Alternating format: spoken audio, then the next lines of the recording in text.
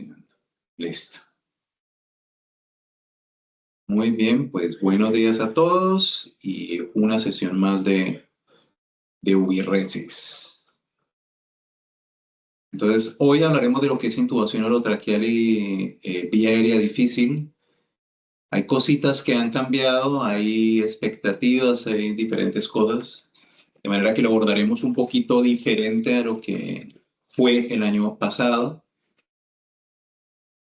Y por eso la primera diapositiva que pongo es esta, ¿de acuerdo? O sea, ya desde ese estudio del New England de hace unos años donde se demuestra la evidente mejor intubación, la intubación más exitosa con videolaringoscopio versus laringoscopia convencional, pues va a ser cada vez más frecuente y va a ser habitual pues, que utilicemos videolaringoscopios u otros sistemas de intubación, ¿vale? Entonces, llegará el momento que pasará como con las vías centrales, que será casi que anecdótico ver a alguien colocar una vía central sin un ecógrafo, pues pasará lo mismo con la intubación, con el laringoscopio clásico. Aún así, es importante al menos recordar rápidamente las indicaciones de intubación orotraqueal, que son clásicas y son válidas para todos los pacientes, y el procedimiento para hacer una intubación orotraqueal pues, con una pala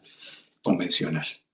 ¿Vale? Y aquí es fundamental pues, evaluar la vía aérea y además de evaluar la vía aérea, evaluar fisiológicamente cómo se encuentra el paciente. El paciente que va a terminar intubado, pues habitualmente lo primero que tengo que preguntarme es si realmente hay un fracaso o hay un riesgo para mantener la vía aérea. Si ese es el caso, pues hay que intubar.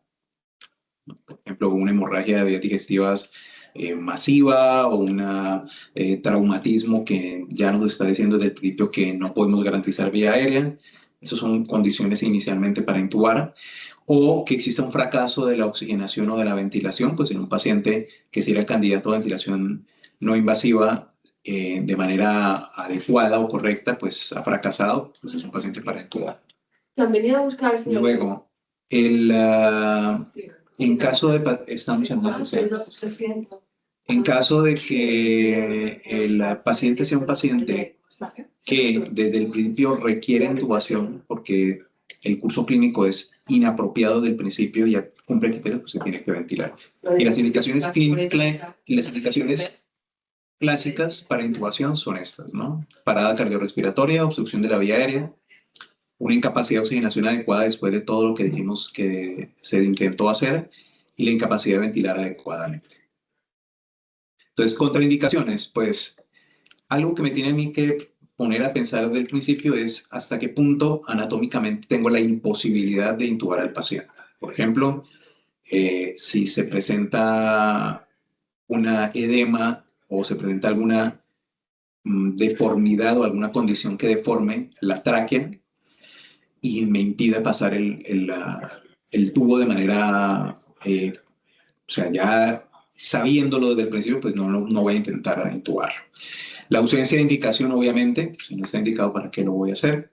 Y en el caso de los traumatismos craneoencefálicos, hay que tener en cuenta que generalmente estará indicada la intubación en pacientes con rasgos de 8 o menos.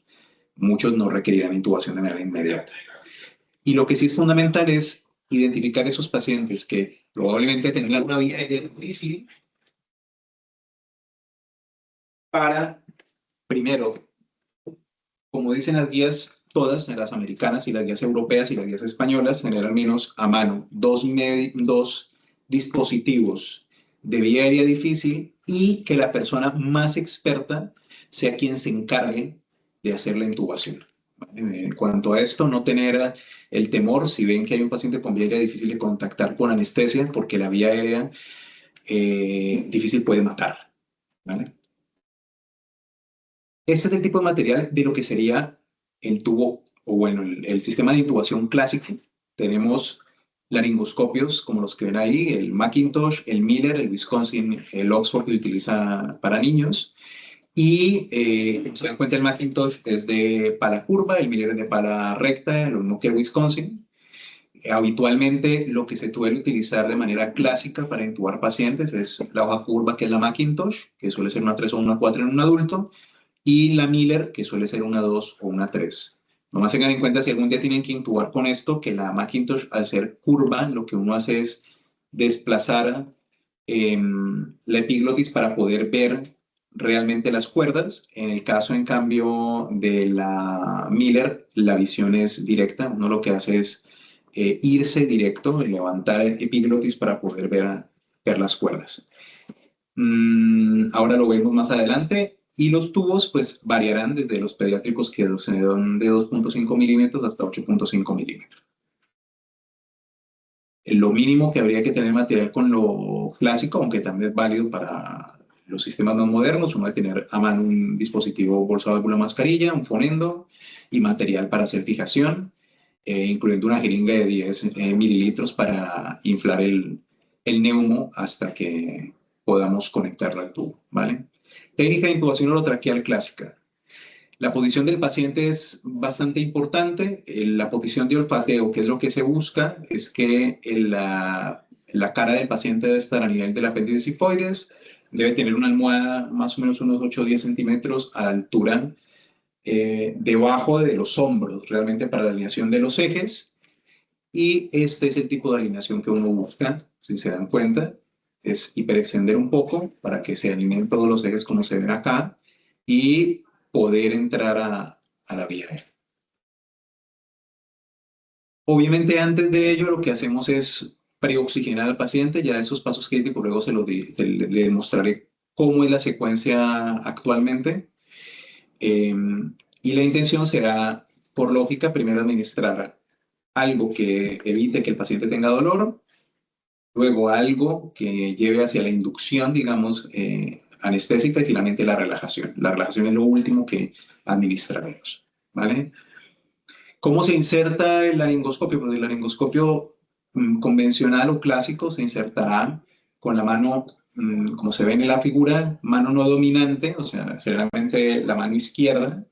Lo que hacemos es coger el laringo y desplazar la lengua, ¿vale? Nos vamos desplazando la lengua y luego cuando vamos avanzando y vemos las cuerdas, no hacemos un movimiento de palanqueo porque nos podemos cargar los dientes, lo que hacemos es un desplazamiento hacia adelante, ¿vale? Y eso lo que hará es dejarnos ver las cuerdas después de mover la epiglotis. Vuelvo y les digo que esto es un desplazamiento, digamos, a partir de las valléculas, no es que yo entre directamente y exponga las cuerdas. Con la hoja recta sí que entro directo, desplazo epiglotis y veo las cuerdas. Y el tubo se insertará con la mano derecha, o sea, con la mano dominante en ese caso, y lo pondré de lado mientras estoy haciendo este desplazamiento, ¿vale? El extremo del tubo en la mayoría de pacientes, generalmente entre 20 a 24 centímetros, estará correctamente, o sea, entre 2 y 4 centímetros de la carina. Para aquellos que no hayan hecho todavía el curso o el paso por anestesiología, tranquilos, que los llevarán a quirófano para que puedan ir a hacer o practicar intubación orotraqueal. ¿De acuerdo? Luego, ¿cómo verificamos? Hay que hacer un inflado del balón. Hay que verificar con el dispositivo bolsa, válvula, más, o sea, en ese caso directo a tubo, ¿no? Bolsa, válvula, tubo, que realmente se desplazan los dos hemitórax. Hay que auscultar para, sobre todo, verificar que insuflan y que no está el tubo en esófago. Y finalmente se fijaría el tubo. Acá de este lado están viendo diferentes esfingomanómetros y ven, por ejemplo, esta cajita que es automática para decirnos qué tan hinchado, qué presión hay en el neumotaponamiento, ¿no? Es un neumotaponador automático, por así decirlo. Y tienen acá los rangos de presión, ¿vale? Lo habitual o lo que sería adecuado es tener 20 a 30 centímetros de agua, que eso equivale a unos 15 a 22 milímetros de mercurio, pero sí que habrán pacientes que requieran valores más altos, habrá que tener cuidado porque obviamente presiones muy altas pues pueden generar lesiones también a nivel de las cuerdas y lesiones a nivel también esofágico incluso. Entonces, acá fundamental, vuelvo y les digo, este es el sistema clásico, pero más importante que todo esto, que es la intubación orotraqueal con laringoscopia convencional, es definir antes cuál es el paciente que ya prevemos que tiene una intubación difícil y de manera sistemática con el paciente con insuficiencia respiratoria que viene a la UIR, que es lo clásico, todo paciente debería tener una valoración y debería estar puesto en la historia clínica, ¿vale? ¿Qué es la vía aérea difícil? Pues sencillamente aquella situación clínica en la que ya prevemos que van a haber complicaciones para ventilar, intubar o asegurar la vía aérea con técnicas convencionales. ¿Qué ocurre? Que si no lo garantizo, pues puede llevar hipoxemia grave, puede llevar incluso a parada, daño cerebral irreversible e incluso a la muerte. ¿Cada cuánto ocurre eso? Afortunadamente no es tan frecuente, pero en el entorno clínico, por ejemplo en el quirófano, se presenta en el 1.2 a 3.8% de los casos y en UCI de urgencias puede ser incluso mayor del 5%, esto por la inestabilidad hemodinámica que se encuentra alterada en ese tipo de pacientes y porque hay una menor preparación, porque obviamente no solamente de las personas, sino hay un desconocimiento muchas veces de la historia clínica y los antecedentes del paciente.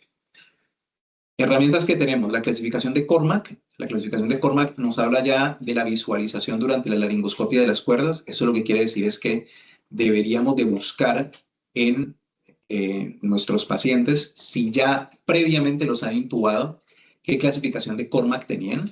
Esa clasificación de Cormack, como se ve en la figura, va desde el grado 1, donde yo veo completamente las cuerdas, hasta el grado 4, donde lo único que veo es la epiglotis.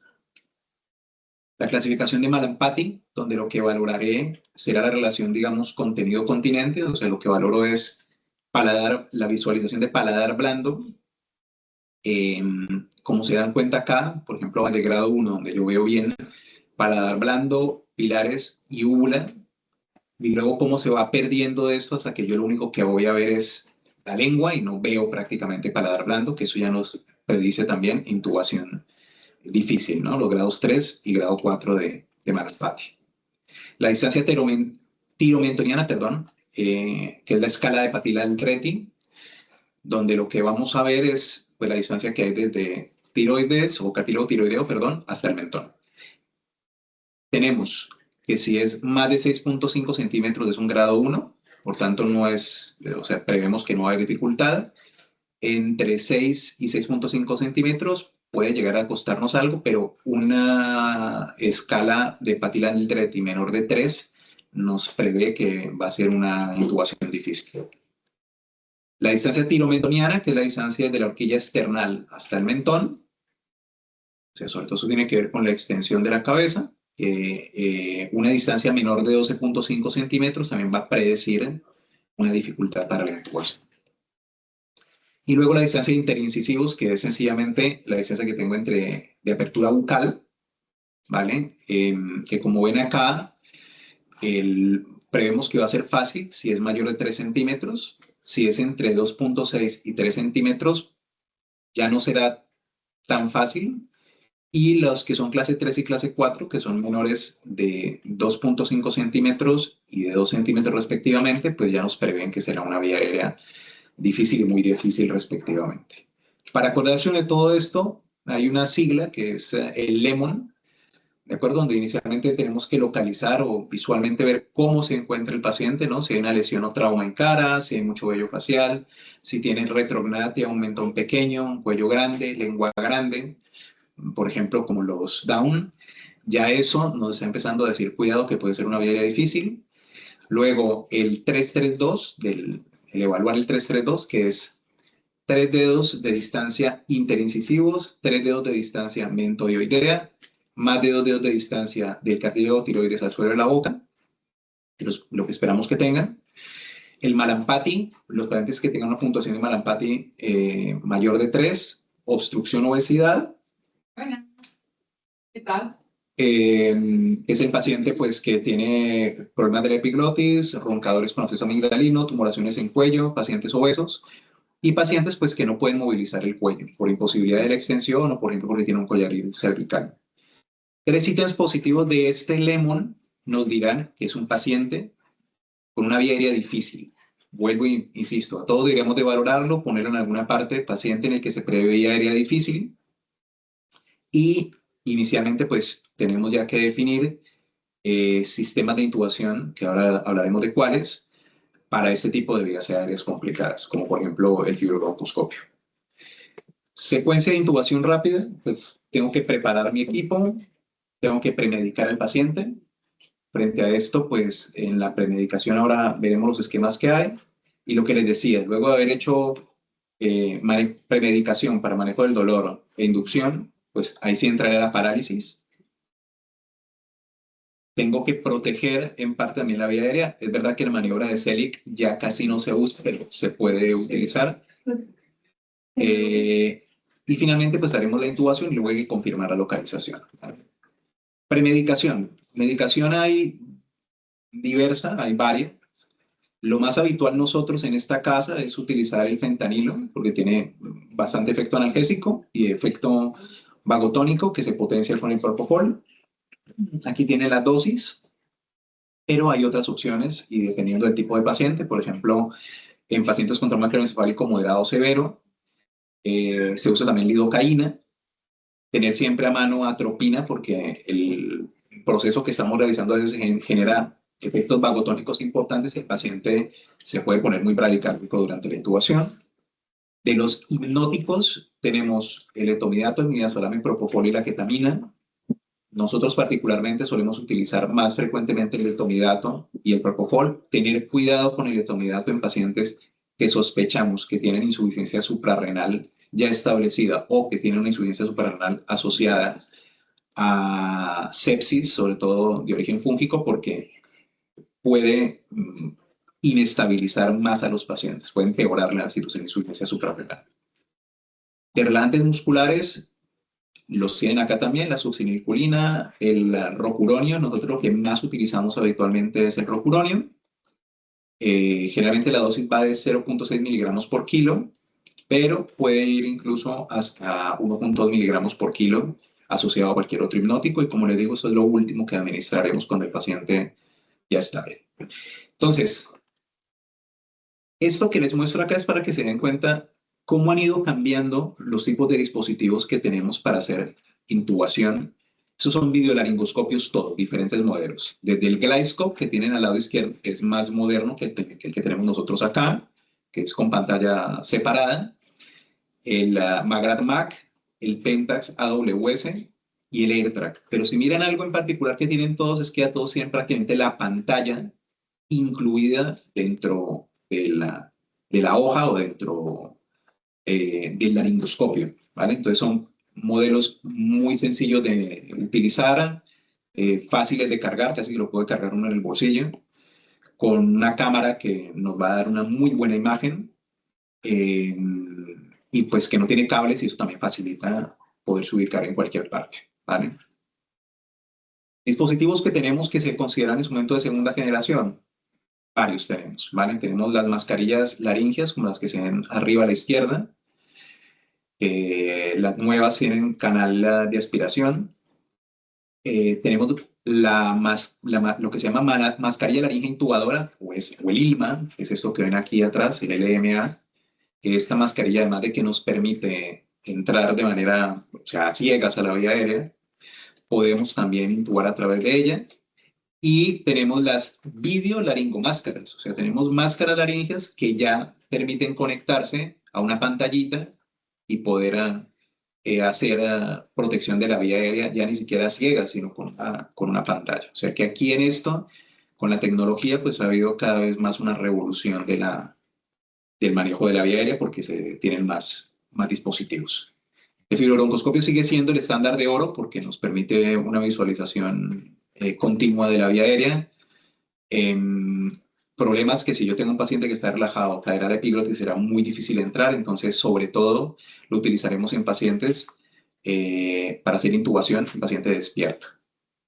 También tenemos técnicas híbridas donde podemos combinar videolaringoscopio con fibrobroncoscopio y pues las limitaciones pues que necesitamos a alguien que esté entrenado para hacerlo y si es un paciente con muchas secreciones puede que sea un poco complicado. Ya esto lo hablamos solamente para que tengan en cuenta que hay también vía aérea fisiológicamente difícil. Y es ese paciente que ya prevemos que no podemos tenerlo mucho tiempo sin la intubación, pues hay que hacer una preoxigenación óptima 3 a 5 minutos antes. Podemos utilizar lentillas de alto flujo antes de hacer durante la laringoscopia. CPAP-BNI en pacientes con hipoxemia grave que tienen problemas también de vía aérea, e incluso hoy en día se habla de ECMO de rescate en los pacientes que ya se prevé que van a ser extremadamente difíciles intubarlo o que finalmente pues no es posible intubarlos. Lo que les digo de las guías, lo vigente son las guías del ASA 2022. En España tenemos las guías del 2024 y nosotros particularmente tenemos pues ya el GLIDE, el AUL, que ya es un poquito viejito. Los pasos para poder hacer la intubación con el GlideScope son 4, donde inicialmente lo que nos dicen es paso a paso lo que hay que hacer. Un paso inicial donde yo veo vía aérea, los iré pasando un poquito más rápido. ¿Vale? Lo primero es yo veo vía aérea y entro con el glide, luego tengo que ir a un segundo punto que es ver la pantalla. La idea con la pantalla es que yo vea esto, que es el desplazamiento inicialmente de vía aérea superior, del epiglotis y las cuerdas.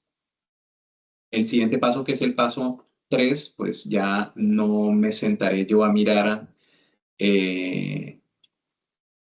la pantalla. De hecho, aquí te dicen no mire la pantalla, sino introduce el tubo. El tubo se introducirá con una guía rígida. Esa guía rígida se coloca con la mano derecha y se entra de medio lado. A veces hay que tener a alguien al lado para que nos ayude a quitar la guía rígida, porque es importante. Cuando yo he visto ya las cuerdas y estoy acercándome, como se ve acá, retirar antes de cruzar las cuerdas la guía rígida, ¿vale? Por el riesgo de generar daño en la parte membranosa de la tráquea, ¿vale? Fibrobroncoscopia con el paciente abierto. Fiber-optic intubation secures the airway. Acá se ve, por ejemplo, el paciente que está con lentillas de alto flujo, ¿vale? Y cómo se hace la intubación pues, con el paciente despierto, ¿vale? El video de acá lo podrán ver en casa sin problema. Lo que pasa es que acá nos pide que si somos mayores de edad y que no sé qué, me voy a poner con eso ahora. ¿Vale? Novedades, esto es lo que les digo. Esa es la revista de la Sociedad Española de Anestesiología, que es lo que está vigente. Está muy bien explicado todo. Novedades están todas dirigidas y cada vez más se dice a hacer simulación con equipos de alta fidelidad, aprendizaje con realidad virtual, equipos multidisciplinarios donde hayan otorrinolaringólogos, cirujanos, anestesiólogos. Eso está más que visto e incluso se ve que hay ya modelos de simulación en situaciones específicas, como el enfoque Vortex, que eso nos ayuda a prever no solamente la vía aérea difícil, sino a prever si debemos tener mascarilla facial, dispositivos supraglóticos o qué dispositivo para hacer intubación orotraqueal. La idea es que con el paso del tiempo y la disponibilidad de recursos y de manos, todos podamos hacer esos cursos de vía aérea difícil de manera conjunta con otras especialidades, sobre todo porque eso sí que va a reducir la carga cognitiva de qué es lo que tengo que hacer, porque bueno, será como todos los cursos y es tener entrenamiento. Es verdad que este tipo de sistemas pues tienen muestras pequeñas, hay evidencia basada en la simulación todavía pequeñita, pero cada vez hay más evidencia en los últimos años de la utilidad de la misma. Y eso todo es más de lo mismo y nada, que habrá que hacer una integración sinérgica de los sistemas que tenemos nosotros, tratar de modernizarnos. Importante, vuelvo y les digo, conocer o prever quiénes son los pacientes que tienen vía aérea difícil, qué sistemas de manejo de vía aérea difícil yo tengo en mi UCI, en la UCI que sea, y hacer lo posible por tener entrenamiento en el manejo del paciente con vía aérea difícil. ¿Vale? Preguntas y dudas, aportes, aclaraciones. Yo dejo de compartir un momento porque si no, no los veo. Ahora. Mira, está Pau y está Juan. ¿Alguna pregunta, alguna duda? ¿No? Creo que siempre tenemos el fibro por si... Sí. O sea, nosotros tenemos la ventaja de que, hombre, un neumólogo se prevé que sabe manejar un fibro. ¿Sí? Entonces, bueno, el que haya hecho alguna vez una intubación con paciente despierto es menos traumática de lo que parece, realmente. De hecho, muchas de los clientes colaboran bastante bien y se lleva bastante. Como les digo, en la carpeta de WeResis no solo tienen la presentación, tienen las guías. Y recuerden que en las presentaciones hay videos para que puedan ir viendo videos de las diferentes técnicas, ¿vale? Y si no es más, pues nos vemos la próxima semana. Los que quieran ver las sesiones en YouTube, lo buscan como WeResis. Hago lo posible por colgarla la misma semana, o sea que espero mañana ya haberla colgado para quienes la quieran ver, ¿vale? Pues nada, hasta la próxima.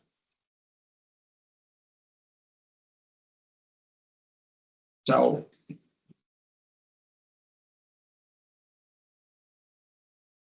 Así es, chao.